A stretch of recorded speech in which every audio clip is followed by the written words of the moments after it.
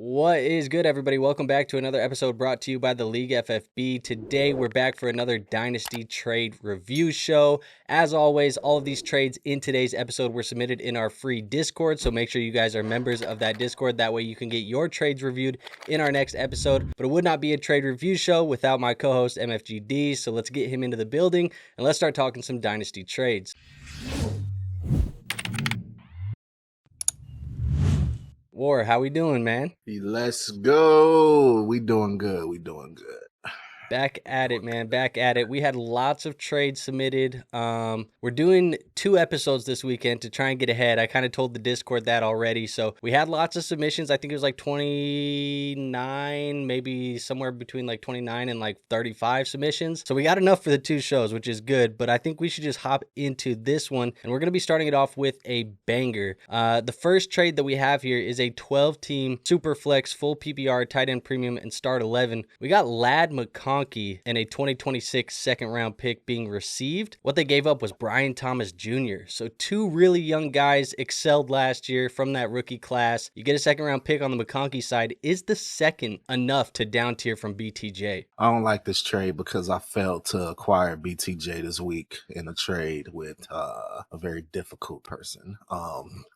But to answer your question, Andrew, no, that second is not enough. And I love McConkey. I love McConkey, but it doesn't feel like enough, man. BTJ, we know he brings to the table. We know what type of wide receiver he is and what type of wide receiver he can be and the numbers he could put up. Even with a subpar quarterback, we know what he can do. But I do feel like it's not that far off. I think maybe even if you do, well, to say it's not that far off than say Lad in the first, it's probably means it's far off. But I mean, that's the next level up, right? That's the next way you level it up. I'll feel a lot better and feel like it was a lot more even if it was Lad in the first for BTJ. What if it's 2 seconds? I thought about that too. 2 seconds is like, okay, well, you know, if somebody accepted it, I wouldn't be mad, but I would say to myself, hey, should have got it first. Yeah, no, I feel the same way. I don't think it's far off. I think value-wise, McConkey's probably pretty close to Bryant Jr. Both of these guys should be ranked in the top 12 Dynasty wide receivers right now. Obviously, BTJ, I have ranked ahead of him. Consensus has ranked ahead of McConkey. I think the context that we got, the person who submitted it actually said that they think McConkey should be ranked higher than Bryant Jr. I don't agree with that. That's what they say. And they're getting a free second in their mind because they're getting the better player and the draft pick. I don't know. I don't see that because they got McConkey.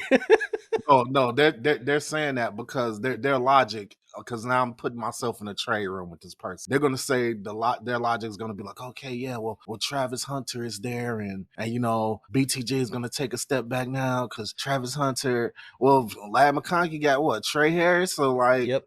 Come on, we even.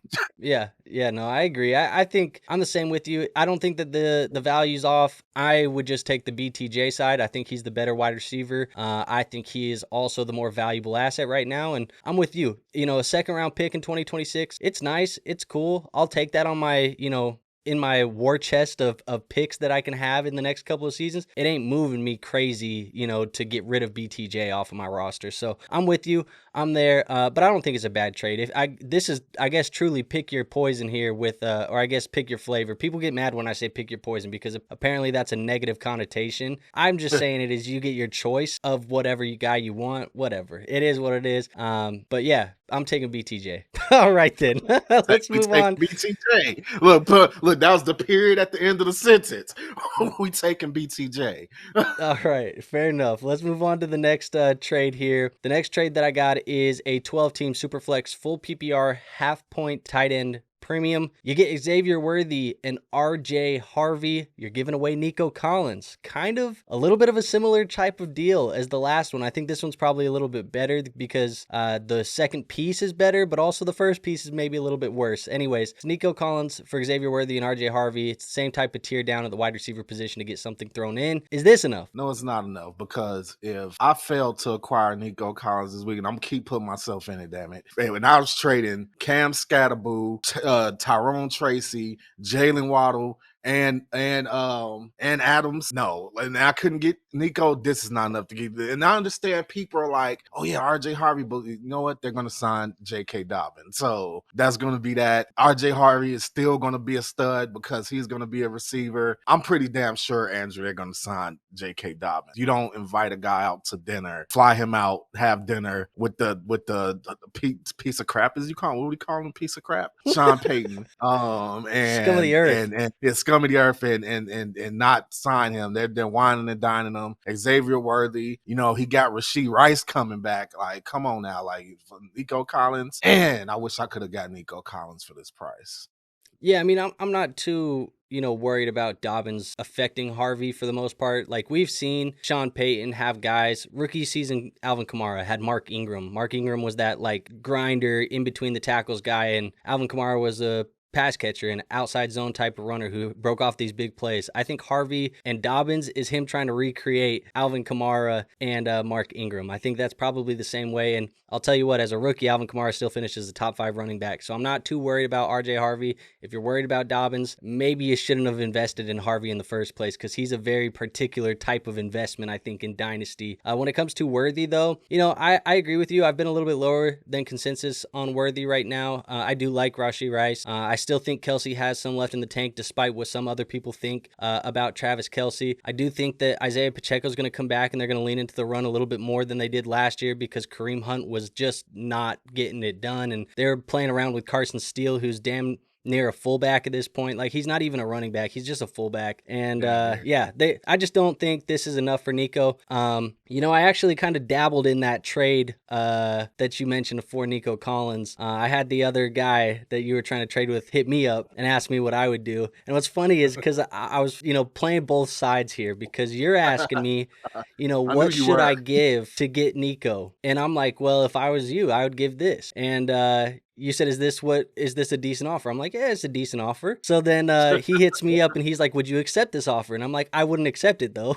Like, I'm just like, I'm not lying to either of you guys, but I'm like, it's a decent offer, but I wouldn't accept it. And I think the theory is because obviously Nico Collins is a player that I value as an elite asset. You value him as an elite asset. And I'm not trading my elite asset for, a couple quarters. You had the right amount of value, I think, on the table. It was a fine offer from a value standpoint. But at the end of the day, it's, do I want the dollar bill or 4 quarters? And I'm going to take the dollar bill every time. So this isn't necessarily that. I think this is 2 50-cent pieces. If you guys are old enough to know those 50-cent pieces, because I don't even see them around. We don't even use currency at this point in time. Everything's Apple Pay, tap your phone. But if you know what I'm talking about, you know what I'm talking about. I'm taking Nico here. Yeah, me too. I'm taking Nico here, obviously, because I tried to go out and get him. But yeah, I'm taking him here too. I'm not out on Xavier Worthy. I think he'll have a hard time if Rashee Rice replicates what he did before he got injured. I think he's gonna have like a tough sledding as far as like, and they're to me, they're two different. They're two different type of wide receivers. So I mean, there'll still be pieces of the pie for Xavier Worthy to eat. And in regards to RJ Harvey, you're 100% right. I don't know if I'm going to call him Alvin Kamara necessarily, but what I will say is that he will be the pass catching back, even if J.K. Dobbins is there. But I remember distinctly some very annoying moments in that Alvin Kamara, Mark Ingram backfield where it was just like, I wanted that touchdown and you gave it to Mark Ingram. Yeah. So, that's all it is, but I'm on the Nico Collins side. Yeah, I mean, is it crazy for me to say, like, I don't think Worthy is that different from a guy like Jameson Williams? Is that crazy? Man, it's almost eerily similar players to me. Like, I think with Rice on the field, Worthy's more of a Jameson Williams. Big play, can win you a week because he's going to get a touchdown and it's going to be for 60, 70 yards. But at the end of the day, like, I don't think he's a guy that you can rely on each and every week. He's more of a spike week guy. Can we safely look at this almost as if the Chiefs are the Amon-Ra, St. Brown is Rashee Rice, and Xavier Worthy is Jahmyr? From like a role standpoint, absolutely, yeah. Yeah. Now, Royals, I don't know where Royals is going to fit in, but the Chiefs have a habit of draft. Yeah, that's what I was thinking too. Like, the Chiefs have a habit of drafting guys, and we all go crazy for him, and then it comes down to it, and it's like, okay, he had 300 yards this year. Yeah, caught like 4 touchdowns, and we got excited for a week because he scored 2 of them in the same week. That's probably what's going to happen, but let's go on to the next trade here. I'm going to go to this one. It is a 12-team Superflex full PPR, 1-point tight end premium. They said they're post-startup, so they have haven't even went into their first season. They just did the startup, and he traded Garrett Wilson and a 2027 second-round pick. What he received was Emeka Egbuka and a 2026 first-round pick. So he moves up 1 year, moves up 1 round with the draft capital, and in order to do that, he swaps Garrett Wilson for Egbuka. How do you feel about that one? I feel like I know how you feel about this one. I might be right, I might be wrong.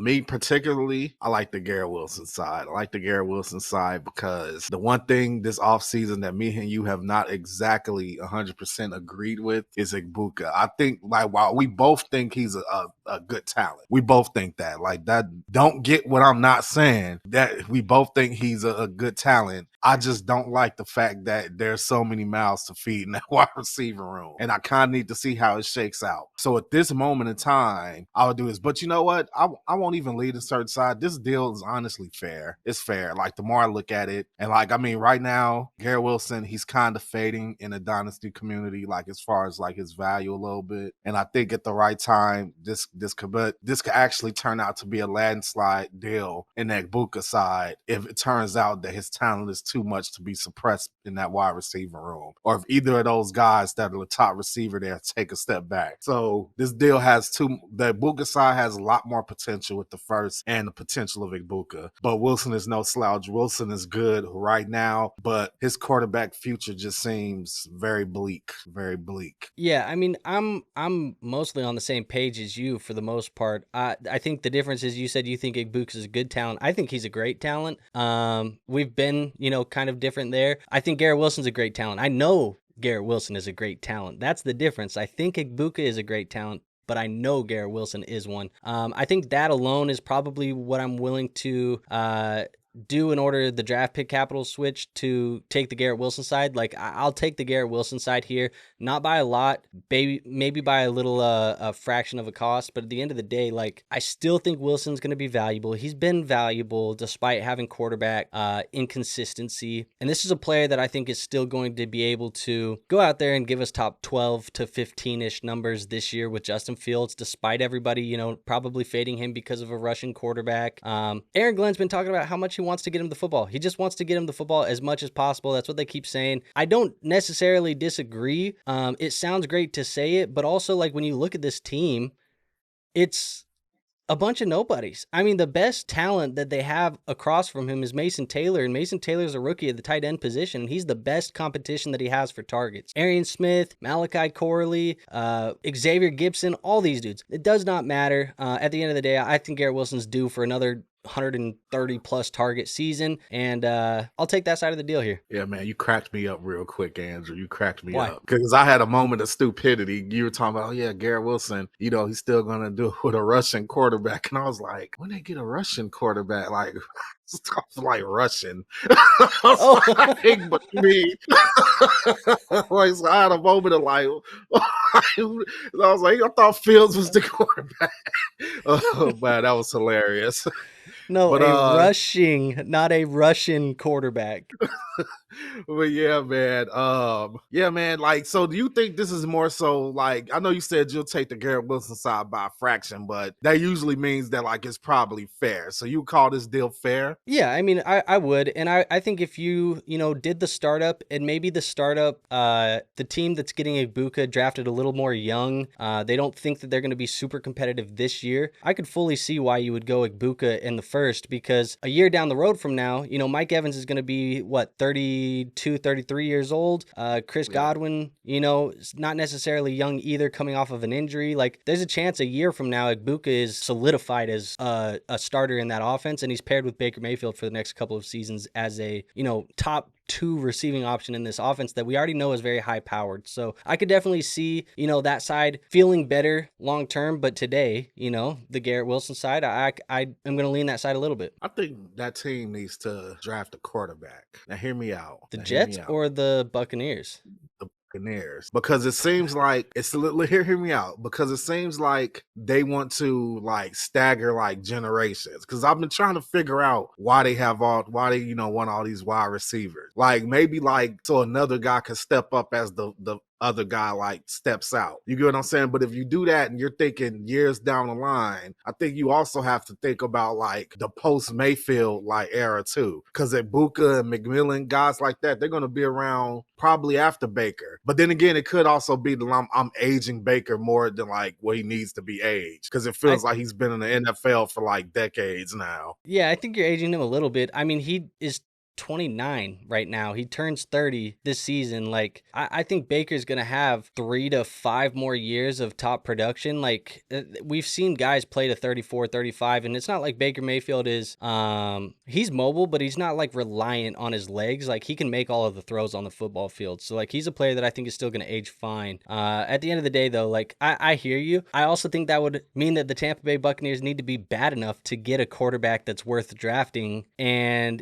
if that's the case, like, when is that going to happen? The Panthers aren't a super big threat to them right now. The Saints are not a threat to them. Maybe the Falcons are somewhat of a threat, but I'll believe it when I see it, because Tampa Bay's been running this division for the last few years. And they could get like a guy like Jackson Dart at the end of the first round. Yeah, and you have to trade up. What, they traded a future first to go get him? Like, you have to trade multiple firsts to do it. Yeah, that's true. I don't know. It's tough. But at the end of the day, though, like, I get what you're saying, because you're trying to be proactive in making sure that you don't go through a rebuild period. But yeah, I think right now you just take what you have in Baker Mayfield. You found a damn gem. Everybody in the NFL was giving up on him, and you found him, and now he's out here performing like one of the top quarterbacks in the NFL. And that's legitimately what he's performing as. I just did a video the other day. It's coming out. Actually, we're recording this on Friday, so you guys are seeing this tomorrow on Saturday. The video that came out today on Friday is a veteran buys. Baker Mayfield joined like elite company last year with Manning, Brady, and Breeze as like one of the only quarterbacks in NFL history to have, I can't remember the stat off the top of my head, but he joined elite company last year. So he's playing as like one of the best quarterbacks in the NFL right now. We'll see what happens if Liam Cohen's not there. Maybe it was Liam Cohen. We said the same thing as well, though, when Dave Canales was there. We're like, oh, Dave Canales is leaving, and so it's going to be the fall off. Didn't happen. Maybe Baker's just good. He's good. Yep, he was good before. He was good before that. People just Cleveland. He got Cleveland. Idiots. 10 team, 1 quarterback, full PPR, no tight end premium. Team 1 says they needed a running back, so they traded for Breece Hall. They traded away Tyreek Hill, a 26 second, and a 2025 204.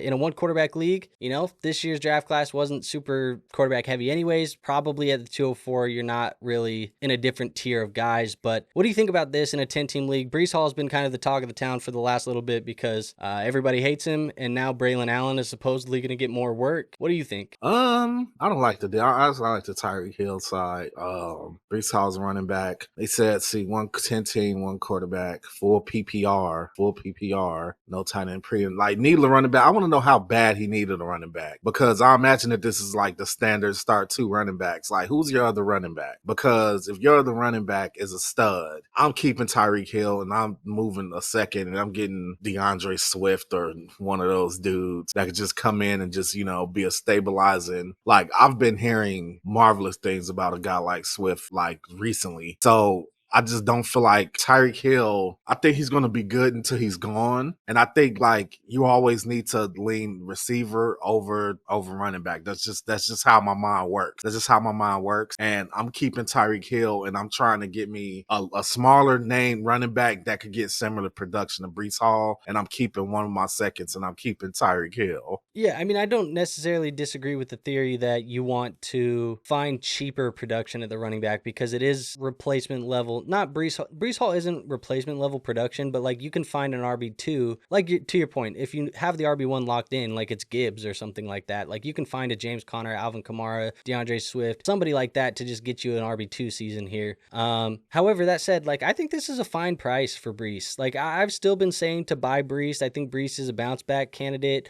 I think Tyreek Hill's a bounce back candidate as well. But I think 2 seconds and an aging Tyreek Hill isn't a bad, asking price to get rid of to go get a guy like Breece Hall if you need the running back. So I think when I'm looking at these 2 players, is there a range of outcomes where Tyreek Hill outscores Breece this year? Maybe. But if you need the running back, you need the running back. But I agree with you. I think there might have been a cheaper way to go get running back production than pay up for Breece Hall. I agree with that. Yeah, man. That's always my plan. I'm not gonna say it's always my plan, but recently that's my plan of how I'm building rosters. Get as many good wide receivers as I can. Get cheap labor from from the running back position, and then I'm just going with that. I'm just going with that, man. Think about it. Look at all the running backs last season that got you enough point from that position without being big names. You could get James Conner, Tyrone Tracy, DeAndre Swift, even though he didn't do that last year, but I'm thinking he'll do that this year. And just other guys like that. And people are usually just meh on them, and they'll trade them to you for whatever. And Tyreek Hill, we'll see, man. I expect, look, Tyreek Hill's either going to go one or two directions this season, and I mean it. Okay, 1 to 3. I'm gonna go up to 3, Andrew.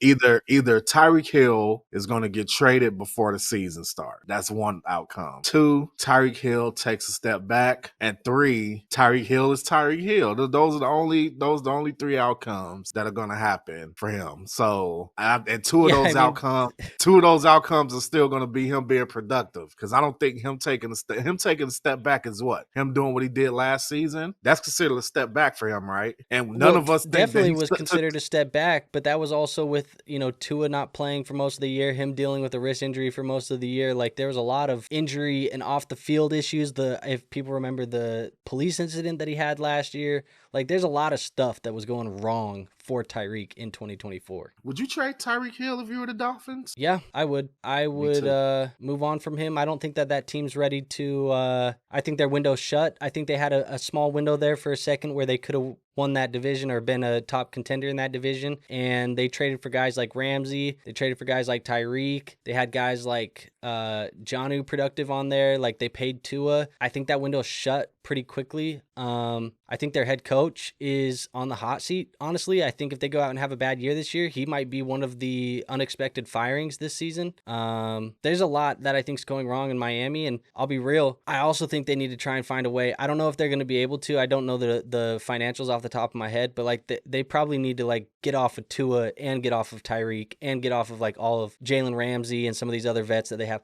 and just reset that shit. It doesn't feel like it's a great situation. Who's Tua's backup? Zach Wilson? They got Zach Wilson and Quinn Ewers from Texas. Oh yeah, man. If Quinn Ewers looking good in camp, man, I'll start thinking about that. I mean, you could. I don't even want to say it. Tua's good. I don't think Tua's bad, but Tua's at this point in his career, the risk and the health injury or the health stuff that comes with Tua is probably not worth the dollar amount that you have to pay him. Yeah, I agree, man. Mike McDaniel, he's cooked after this season, man, and I like him, so that sucks. That sucks because I like him, but he'll be a hot offensive coordinator. So you think he'll get another head coaching job right after Miami? No, I think he'll have to go back to OC. Honestly, what would be best for him is get back underneath Shanahan's wing. Just take your ass back to San Fran and get your ass under Shanahan's wing. Like Salah. Yeah, yeah. It might be. We'll see. We're speculating a lot here, but I think.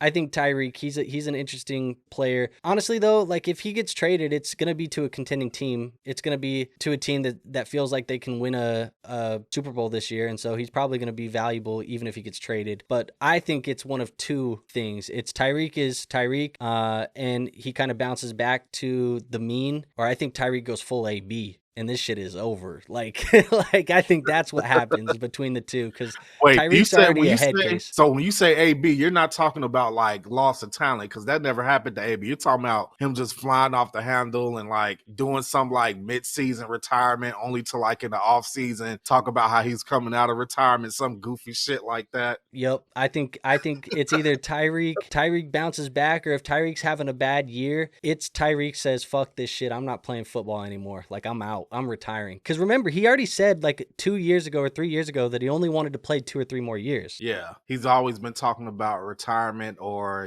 talking about leaving the Dolphins. So yeah, I think it's either he bounces back, and if he doesn't bounce back, he goes full AB. But let's go on to the next one. The next trade I have here is a 12-team Superflex full PPR, a half-point tight end premium, and a rebuilding roster. You got Jalen Hurts being traded away. What you get is Drake Maye, Trey Benson, and Luther Burden. How do you feel about this deal? And what was the reaction for there?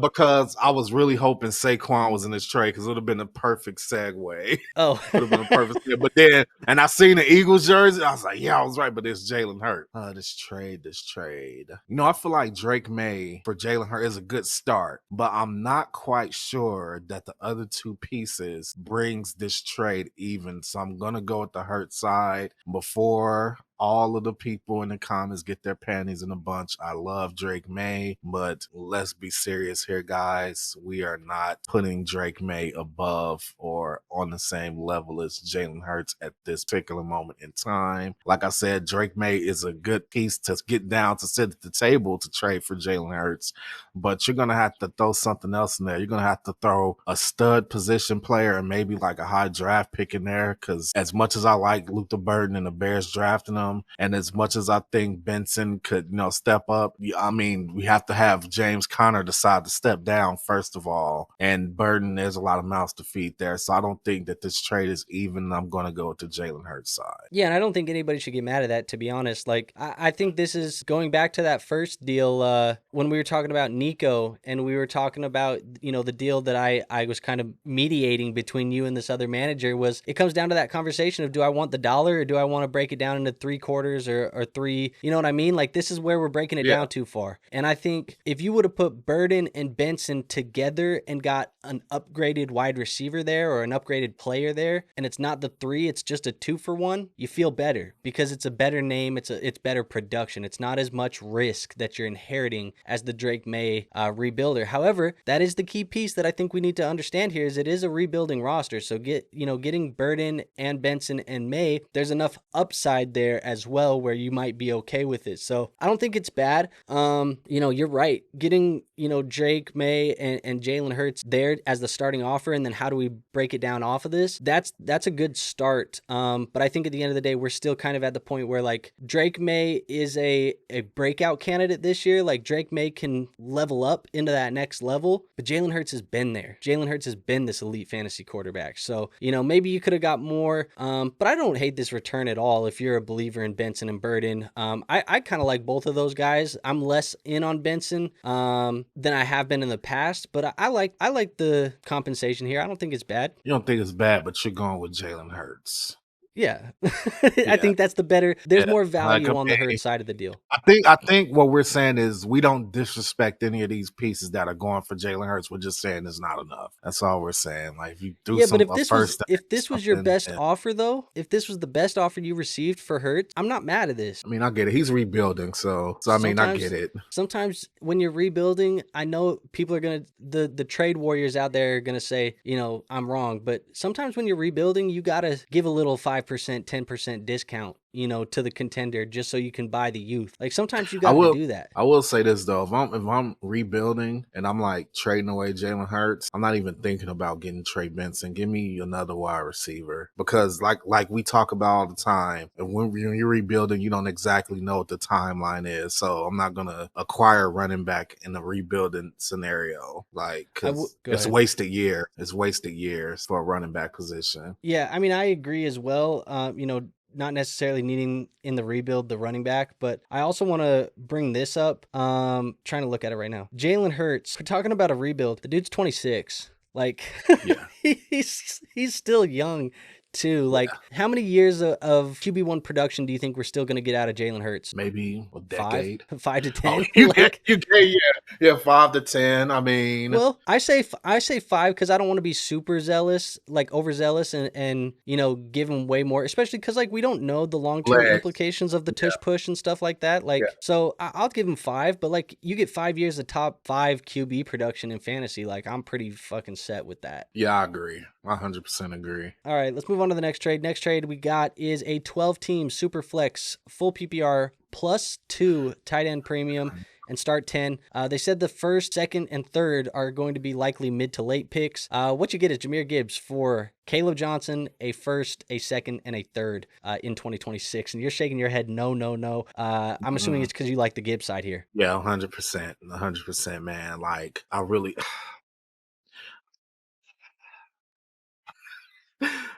Because I want to be careful what I say here. I don't have high prospects for Kaleb Johnson. I don't have high prospects for Kaleb Johnson. I wouldn't be surprised if Jalen Warren like holds Kaleb Johnson off, and Kaleb Johnson is just a change of pace back, and they're just like the same type of thing that him and Najee were, just like. Now, is that because of Kaleb 1A, Johnson's like an indictment on Johnson's talent, or is that just Arthur Smith is the fucking offensive coordinator? It's an indictment on Johnson's talent, and Arthur Smith is the fucking coordinator.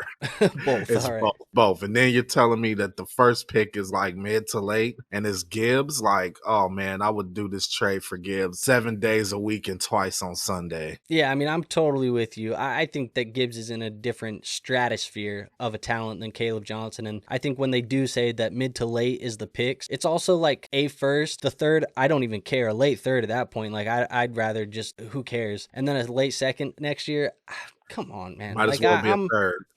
Yeah, like, I'm good, man. I'm good. Give me Jahmyr Gibbs. And I think Jahmyr Gibbs should have got I don't know if this is like one of those trades where you put Gibbs on the trade block, or this guy, obviously the guy who submitted the trade is trading for Gibbs, so he's feeling good. But I don't know if that Gibbs manager put Gibbs on the trade block, because I feel like if you just throw him on the trade block and say, hey, Gibbs is available, you're going to get offers better than this one that came into the inbox almost immediately.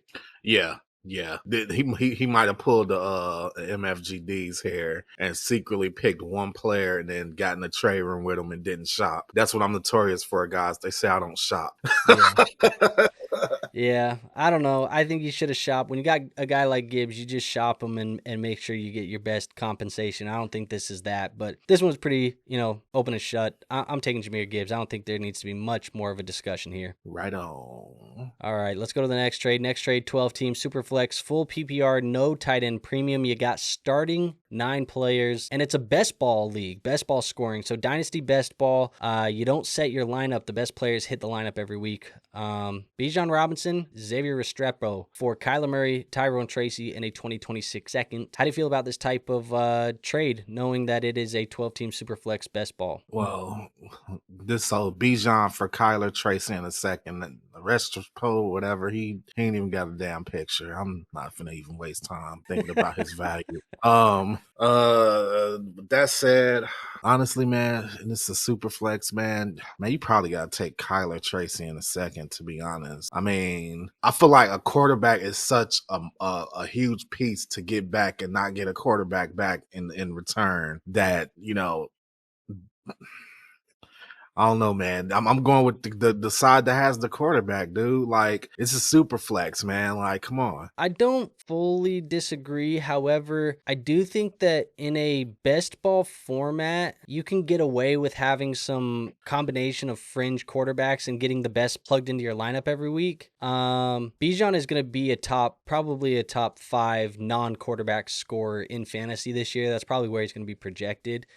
I think that's why I'm going to lean the Bijan side. However, I think you have to have depth to do that, because, Tracy's going to find weeks where he's into your lineup. A second round pick's going to find weeks where they're into your lineup eventually in a best ball. So I'm with you. I think this is somewhat close, but I'm going to lean Bijan just because in best ball, if he has the quarterback depth, is going to be fine. See, Andrew, that's why I don't like best ball, man. You tried to get me to play it one time, and I ain't like it, man. That's why I don't like it.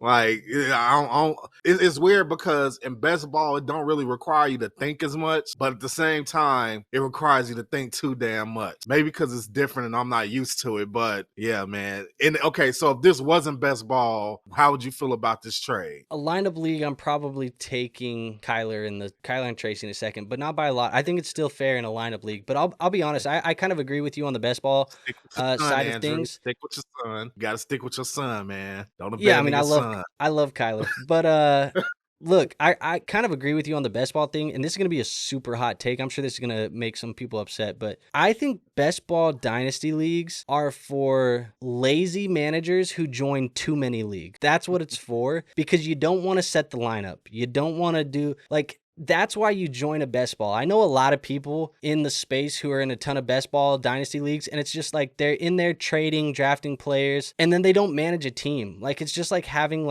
at that point, you might as well just draft underdog best ball drafts all fucking offseason like I do, and then forget about those rosters until, the end of the year when you get a paycheck from winning some tournaments. But yeah, I think part of the Dynasty game is managing the roster, making the lineup decisions. I think that is a massive part of fantasy, is making lineup decisions, looking at matchups, figuring out who you want to start, and then playing those matchups. Like, that's a big part of it, and in best ball, it does take that out. And you do get the luxury of being lazy in a way of roster construction where I can punt the tight end position. Yes, I can have like a guy like Kittle or Bowers in my lineup league, and then everybody's like, damn, I got to play against Kittle and Bowers because he just doesn't even have to think about starting his tight end. And I'm sitting here, debating between Gesicki and Pat Freiermuth and Hunter Henry every week. In a best ball, you can just have 4 or 5 of those guys on your bench. The best one will find his way into the lineup. I don't care. It's lazy. Yeah. It's lazy. Yeah, just draft, tuck it away, and go about your business. But that's my unpopular opinion for the day, so hopefully it didn't trigger anybody. If it triggered you in the comments, go let me know, but I'm not going to read it, and I don't care. So let's go on to the next one. The next trade. Somebody's going to get triggered. The next team is a trade is a 12-team super flex, half PPR, no tight end premium, and start 9. He wanted to let us know that he has 5 more firsts in 2026 and 2027 combined. So he trades away 2 firsts in 2027. He gets Kenneth Walker, RJ Harvey, and a 27th third. Moving the 2 firsts, do you expect more than Kenneth Walker and Harvey, or is that enough? 2 firsts.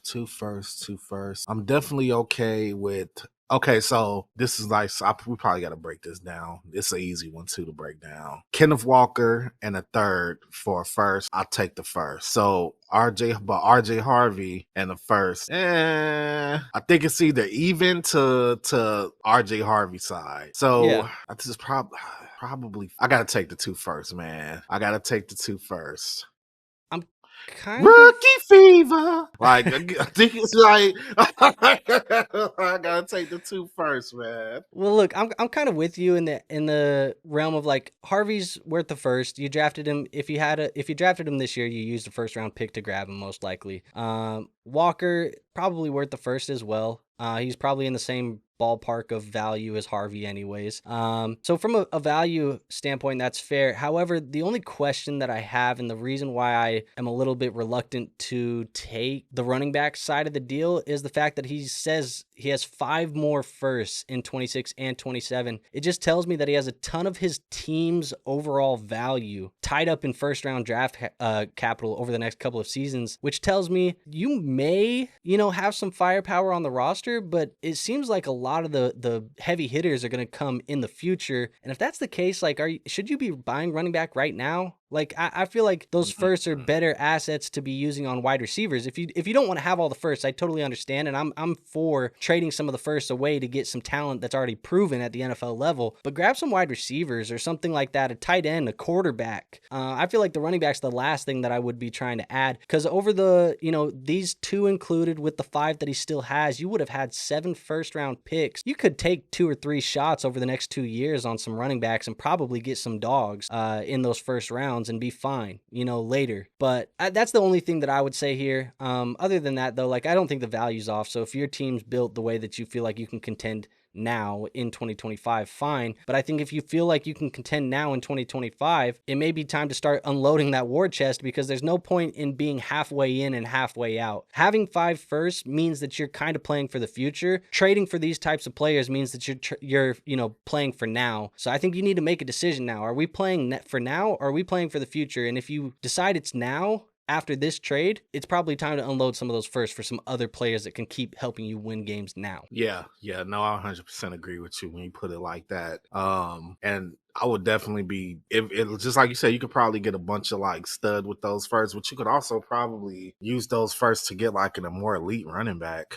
I mean, or I would have played me personally. 2 firsts puts you in the I think 2 firsts puts you in the conversation for Achane immediately. Yeah, I agree. Or you could even just play it safe and just trade 1 first and get RJ Harvey, but then just leave the other everything else alone. And if you want, you could have traded 2 more firsts for Achane or one of those guys. So or put 2 of those firsts together and get a of it. Yeah, I think I'm kind of with you there too. But yeah, my only advice here is don't sit on that fence, because it feels like right now you're sitting on the fence, 1 foot in contending, 1 foot in rebuilding. And I think you need to make a decision which side of the fence you want to be on. You can't sit there in the middle. Otherwise, you're going to waste 2 years of time, and value is going to depreciate on your roster. Yeah. Just Plus, like we were talking about the trade, like lost years. Yeah. Plus 2027's got some goddamn dogs in that class. Jeremiah, I think Arch is going to be in that class. Ryan Williams, there's a lot of dogs in that class. So I probably would not be so easily getting rid of those picks for guys like Kenneth Walker. But 12 team, 1 quarterback, full PPR, no tight end premium, and start 11. Garrett Wilson and Amon-Ra St. Brown being traded in this deal. It feels like they're in every trade show for the last 3 months.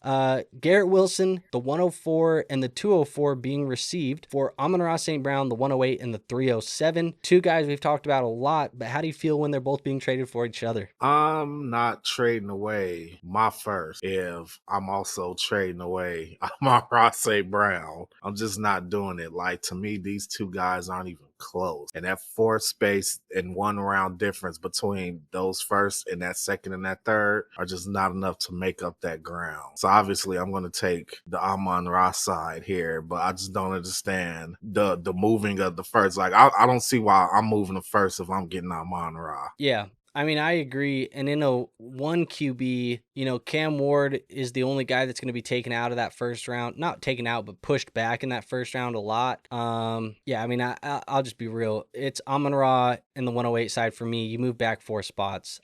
Who cares? I'm taking Amon-Ra. And I think the reality is, like, I think there isn't a major difference between the 104 and the 108. There is a difference, but I don't think it's major. I think that from a fantasy points per game perspective, there is a major difference between Amon-Ra and Garrett Wilson today.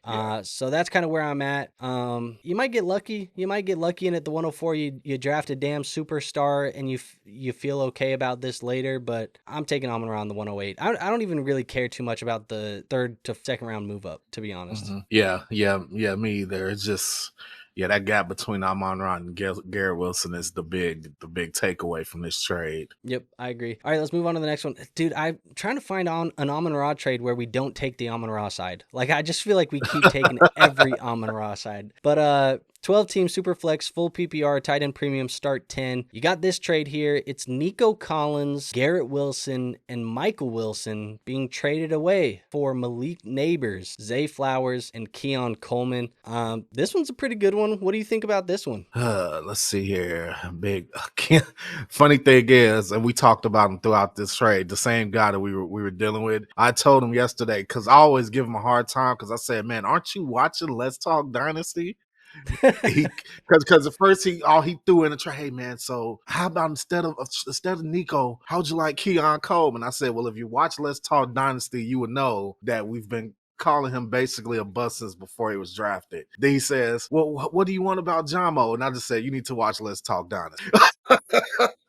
Like, he tells me he listens to every episode. We'll see, man. Yeah, man. Nah, man. He said he'd be busy. This is a good trade. You could almost match up everybody for everybody. So really, honestly, Keon Coleman truthers are going to be really mad that you just said that, but I'm sorry, man. Michael Wilson, man.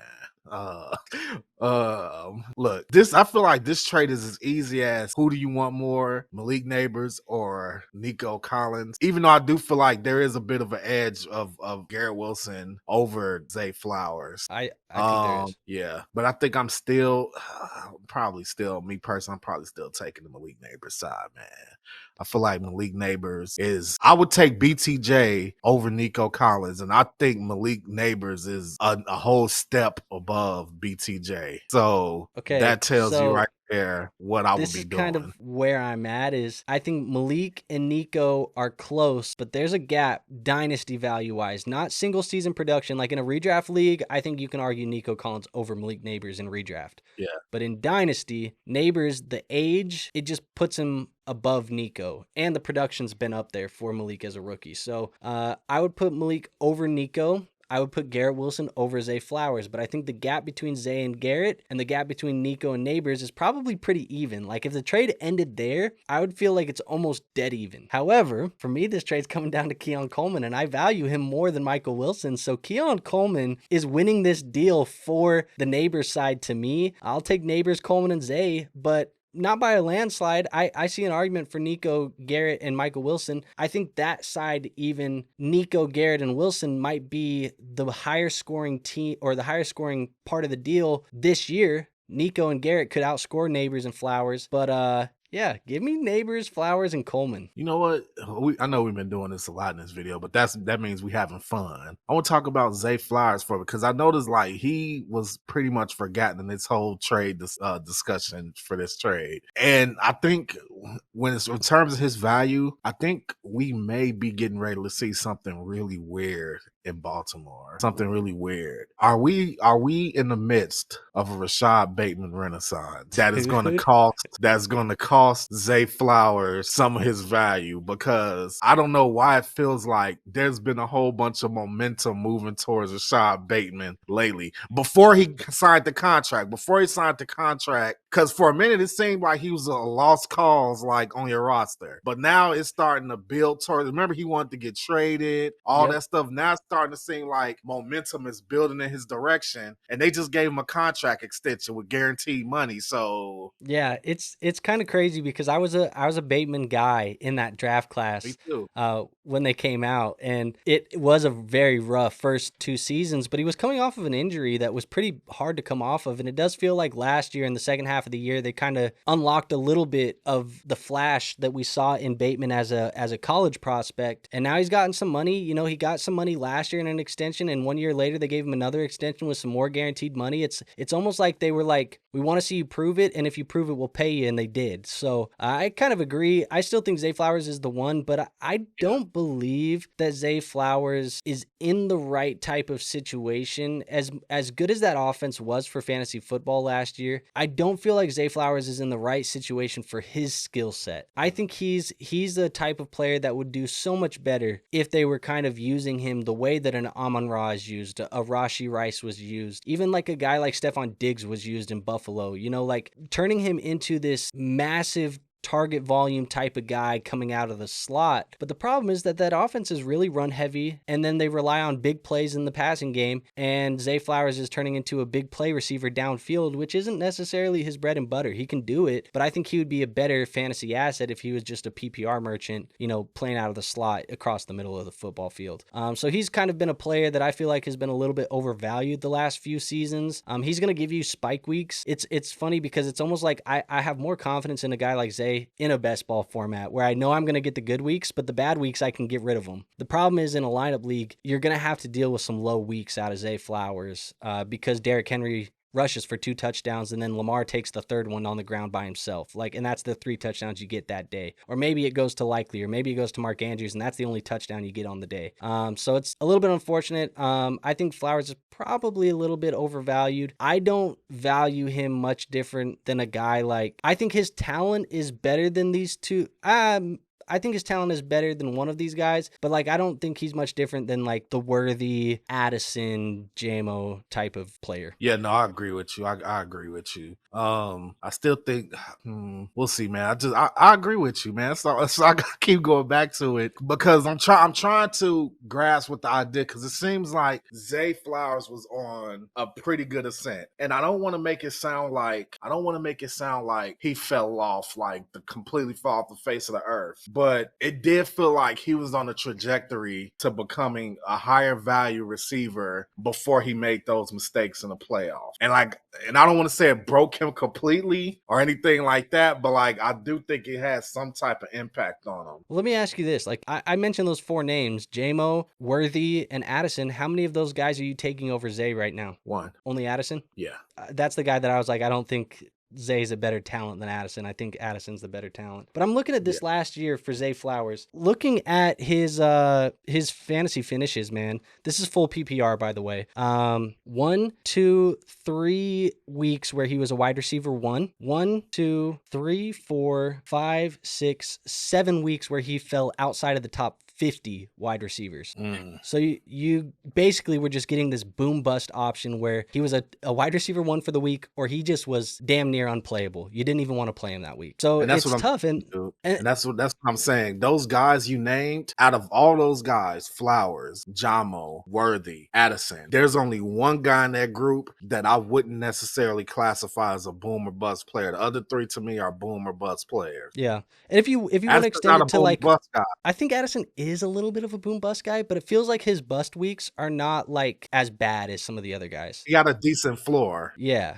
And I think that's because of the passing offense that he's in. But if you extend it to top 24 finishes for Zay Flowers, you would have 1, 2, 3, 4, 5, 6 top 24 finishes. So a wide receiver 2 or better in 6 out of his 17 games for you in fantasy. Better, but again, like Zay Flowers is not being valued as a top 24 guy. Like he's being valued more so as like a top 15, top 18 type of guy, or at least he was going into last season. And now he's probably fallen a little bit. But yeah, I mean, I agree with you. I think you can get that boom bust type of production at a cheaper price tag than Zay Flowers is giving you right now. But like I said, he's a very talented player. I just don't think he's in the right situation for his overall skill set. Yeah, no, I agree with you. I agree with you. When you get a guy like Zay Flowers, guys like that always like to set expectations for how many points a guy gets me weekly. Zay Flowers, I got him at like maybe 10 or 12 points. That's like my expect scoring for him weekly. I'm actually curious. I'm going to look. I said 3 top 12 finishes for Flowers, right?